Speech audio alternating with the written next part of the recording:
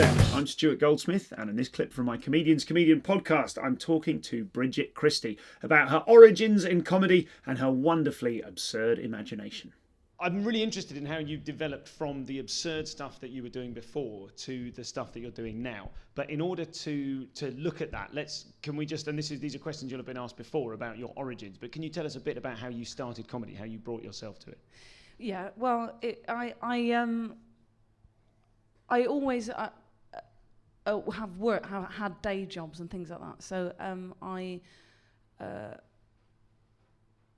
went to drama school and then I was an actor for a bit. But you have no control over it if you're you're just waiting to be picked all the time. And I found that sort of really depressing, and it didn't make me sort of feel good about it. It seemed like I was just wasting my life waiting for people to think that I was all right. And then I thought, well, if I could write something and then say it at night, that seems like quite an amazing thing to be able to do. And also I could keep my day job and pay my rent, stuff like that. So that's really what... What was the impetus to go into acting in the first place? What was it that drew you to that? Were you wanting like for crowds to be into you? What was it that... No, I think I've never really... Okay, so it was probably because I'm the youngest of 9 children, and I honestly thought you were going to say ants then. Sorry. Yes, we're a very small family.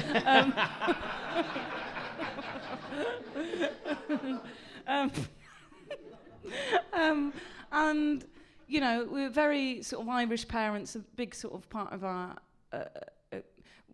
a big part of Irish culture is to sort of all sit round and tell stories, and especially ghost stories later on, or just like discuss things and all sit round. And pretty much by the time you've got to the 9th opinion on something, everyone's gone to the toilet, so no one really listened. I think I said when I was about 4, that I'd be an actress or something, and then maybe someone would listen, but I don't know. I remember my dad saying that, he had some of his mates round once, and I was ignored again, and I was about 3 or 4 or something, and he had all his mates from the factory round, and I walked through the room and just said, if there's one thing I hate, it's being ignored or something like that. But I don't know, I just liked it. Also, I thought, all you have to do really is learn some lines, so I probably won't have to do much work at school. Just learn how to read. And then I could maybe get my own house or something. Just by reading. That's a very honest appraisal of the desire to be an actor. I was an actor for a little while, and that was sort of my plan. I basically wanted to show off, not have a real job, not have to get up early in the morning, and get money. Yeah, and get money, not have to really make much of an effort. Yeah.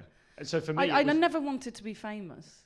Okay. That wasn't part of it, or rich. That wasn't...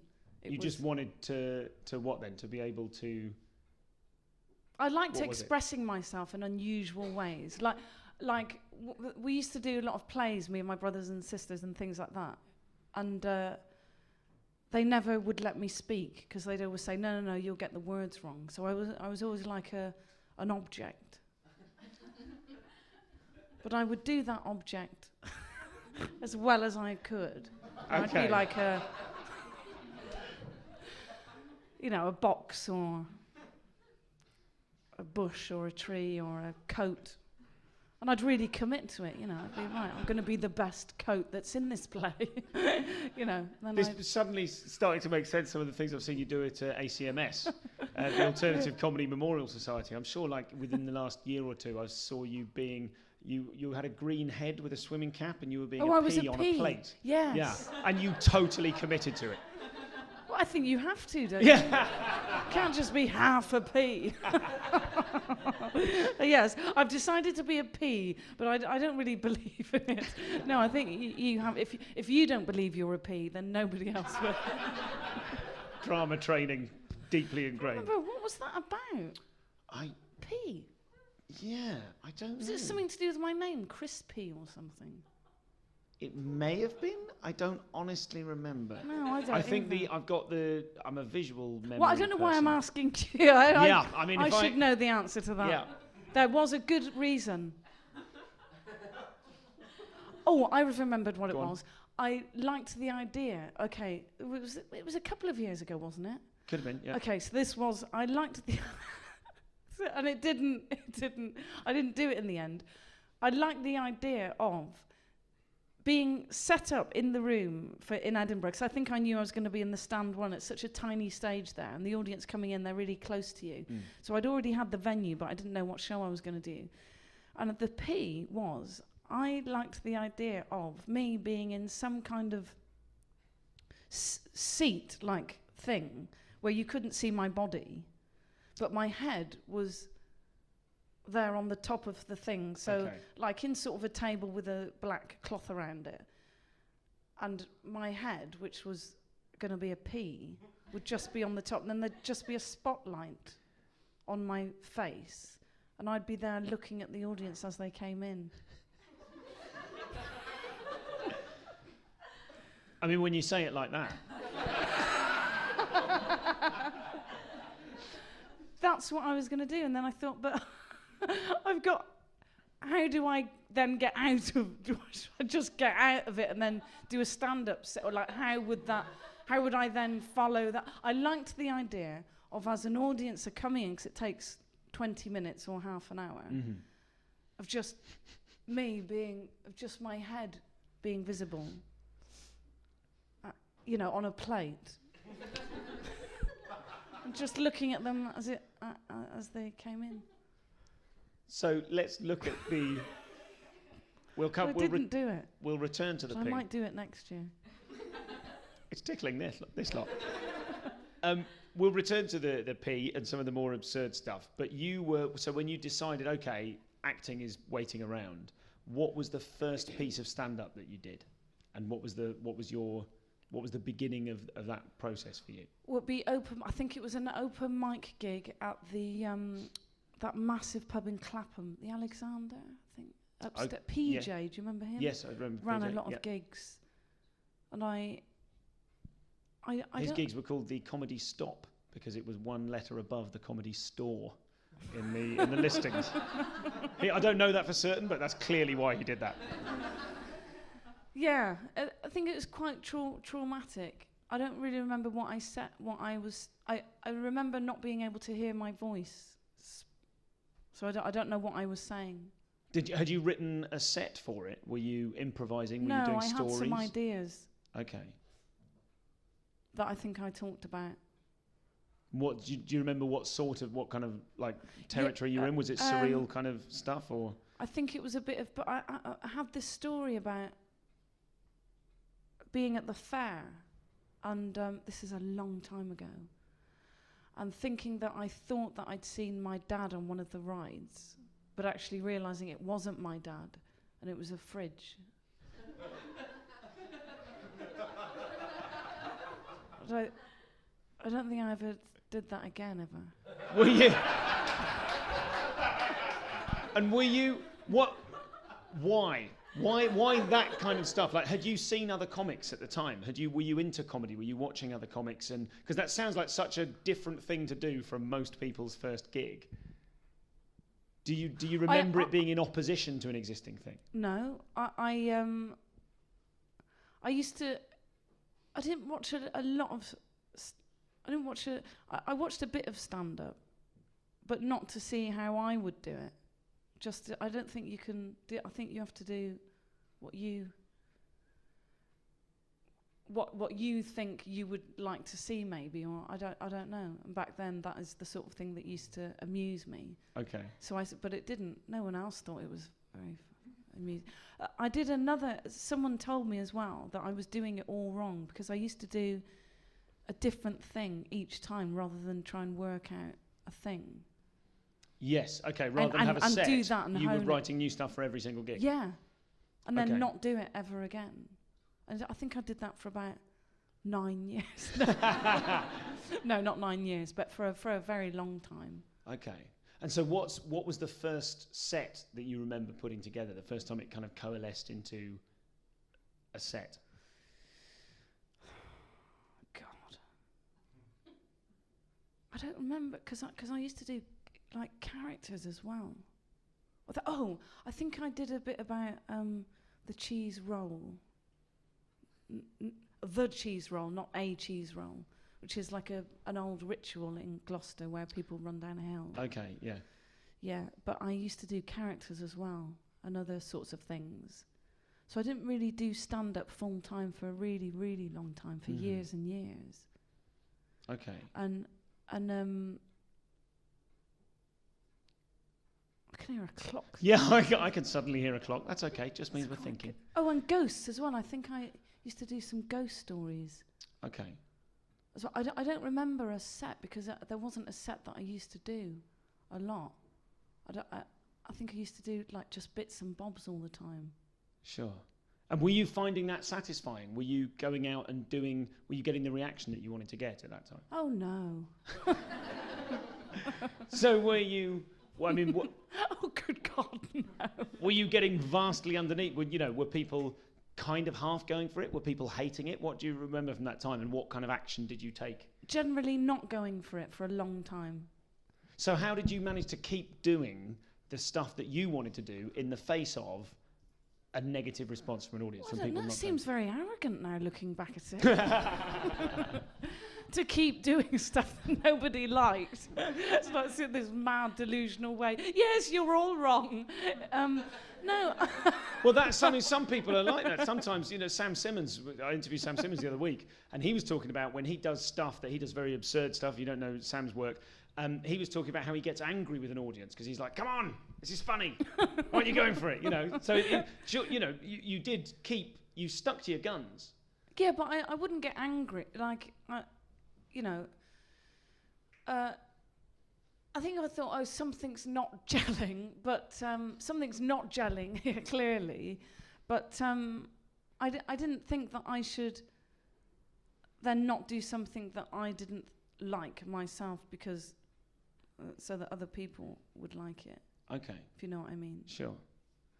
But I do remember, okay, so I did one tour where I was still dressing up and doing quite absurd things. And touring is really different from doing sort of circuit gigs because you're out on your own and it's pretty lonely and you're really forced to face yourself and really have a good, long, hard look at what you're doing and why it might not be working. Also, there's no other people on the bill or anything like that, so there's nothing to fall back on.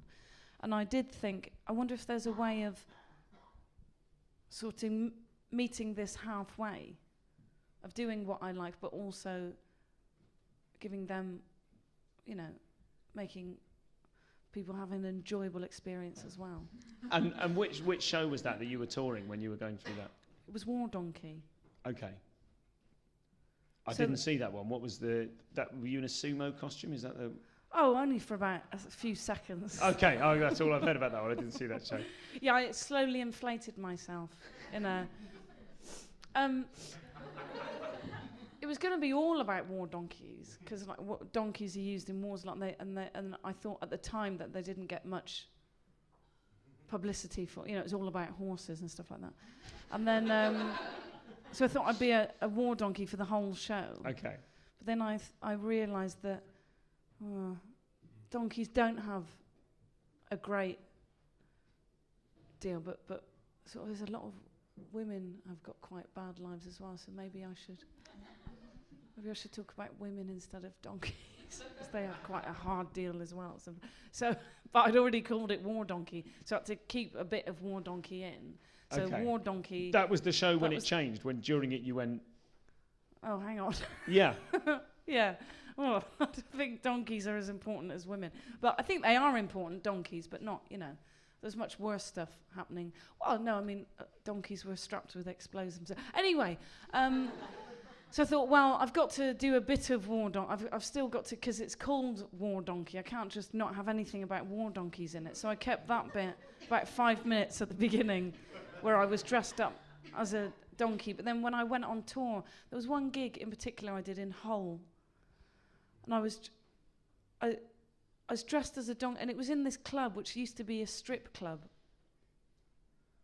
And I was dressed as a donkey because I kept in the donkey costume for quite a lot. I was doing it. But anyway, this man, they hadn't cleaned it out properly, so there was still stuff from when it was a strip club around. And I was on this stage, and there was about 10 people in there. And then a really drunk man, because the toilets, so the bar was there and the toilets were on at the side of the stage where I was, and a man walked across the stage with his willy already out going to the toilet. And I was dressed as a donkey talking about feminism, and I just thought, oh God, I've got to try and find a way to make this work. I can't be in a donkey costume in Hull. The man with his cock out on my stage. So where is this I really, that was the decision. In fact, I'd sort of thought, I don't want to really keep doing this. What kind of level, when War Donkey was touring, what sort of size venues were you playing? Were you getting enough of an audience that was that like a successful tour for you? No. No. Not in any way. It's really depressing. Okay, so what stopped you giving up? Okay, so somebody came to see that show and they liked a bit in it, and it was Alison Vernon Smith, and then she commissioned a radio series. Okay. So I thought I'll do that, and then I'll stop for a little bit. But then someone said, well, it would be mad to do 9 or 8 shows in a row with nobody came to see me in Edinburgh, was making a loss. Maybe like 20, there was people sort of would slowly, but never more than 30 people really, probably 30, 40 people. So I thought, well, I should probably see if the radio thing has made any difference. Mm-hmm. So I'll do this one and then duck out for a little bit, not forever, but keep coming back every year. But also, because I was thinking of stopping for a little bit, that sort of liberated me from the need to be liked. So I just did a show that I thought didn't really matter, and that was last year's show. Okay, so the show last year, the one that kind of, I'm almost going to use the phrase catapulted you to success, but that made a big difference, that show. Yeah, but it was the only one that I didn't really not care about. I did work hard. I did write it and work quite hard, but it was the only show that I didn't really care what people thought about. Not care, not audiences. I didn't. So in 2011, feminism was really unpopular. A few of us, there's been female comics doing feminism for years, like Kate Smurthwaite, Danielle Ward did a show that year. We all got really quite me and Danielle got some, I got a load of 2-star reviews saying, oh, it's such a shame it's not very good because, it's about feminism and all of that. And then, so I thought, well, if you didn't like that one, you're really not going to like this one. I just sort of really went for it. And do you think there is a connection between the fact that you didn't care anymore, and not care, but do you know what I mean, that experience you're talking about, and the fact that was the one that really took off? Yeah, I think so. Yeah, I really do. Yeah, because I thought differently about everything. So when you started writing that show from the starting point of I don't care, I'm just going to do what I want. Yes. So what were your starting points? Obviously, what was the Bic for her that then became the title and a sort of key section of the show? Was that the starting point for that? What were the things that were on that first bit of paper for that show? Yeah, well, the pen bit was about a 5-6 minute routine that was in the radio thing. Okay. And I thought about the image of a like a pen with my head on the top of it. So that was very popular with someone in the back there. I'm sort of assuming that everyone here and listening to this will have heard of that show and what it's about, but if they haven't, could you just give us a quick... Yeah. So there was just I was in Ryman's and I saw these pens that were just for women, and they went in the middle, and they had like a rubbery grip and stuff like that.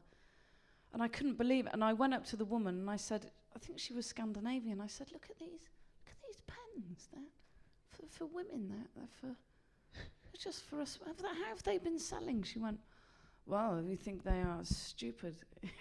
And she was in Rhymes. I said, yeah, they are, aren't they? They're for her. And then sort of thought about the Brontes and all women who've been writing through history. And so that routine, and then so that's why I called it that. Then that routine was about 7 minutes in the Edinburgh show, and then all the other stuff came from that, really. And when you were, just to look at that routine then, if that had been in the radio show, what did that look like? What's the experience of you in the room writing that? Are you writing on a laptop? Are you making notes? Are you pacing around? No, just a laptop. Okay. Yeah. And when you kind of had the premise of, okay, there's this ludicrous idea of a pen for women and the Bronte sisters, how do you apply yourself to that to try and find funny things in it? Well, also a big part of like the pen thing is obviously like I'm not that interested in gendered products. Like I'm interested in the sort of much more important issues, but because it's comedy, you have to have these quite banal things to try and distract people from the other stuff that you're going to try and sneak in. Mm-hmm. So something like I'm obviously not interested in pens really, but I knew that I wanted to talk about other stuff as well. So those bits I try and make as silly as possible. Okay. So that they make the other bits a bit easier to listen to. Okay. So in the example of that bit, when you say you're trying to make it silly as possible, that's something I definitely recognise in your shows. There'll be a serious point and then some really silly, absurd stuff. And you do quite a good job of sort of sending yourself up as well. You do a kind of a caricature of a kind of version of yourself. Yeah, an exaggerated version. Yeah. I think if you're...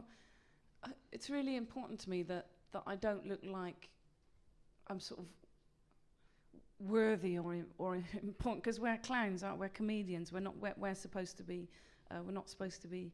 I don't feel that I should be sort of at that high status character, and I should be... Part of it is me working stuff out as well, being mm-hmm. this exaggerated character who gets angry about these things that aren't really that... But I'm not really angry about those things. I'm angry about the other things, but it's much easier to laugh at someone who's in a rage about like a lolly or a pen or something, rather than looking at someone who's really angry about something that they should be angry about. That's just a bit uncomfortable to watch. Okay. And is that knowledge, is that born of just makes sense to you, or is that from having tried stuff in the past where you were getting actually angry? Do you see what I mean? How did you happen upon that? Is that just like from the first time you approached? No, just those from kind of thinking subjects? of it. I don't want... I mean... I don't want to... I'm trying to distract people from the serious things. So, So now that I don't dress up anymore, now that I'm not an ant or a dead king, I have to do that in another way. And another way is by making myself ridiculous. For tour dates, news, updates, whatever they are, and the latest episodes of the Comedian's Comedian podcast, go to stuartgoldsmith.com.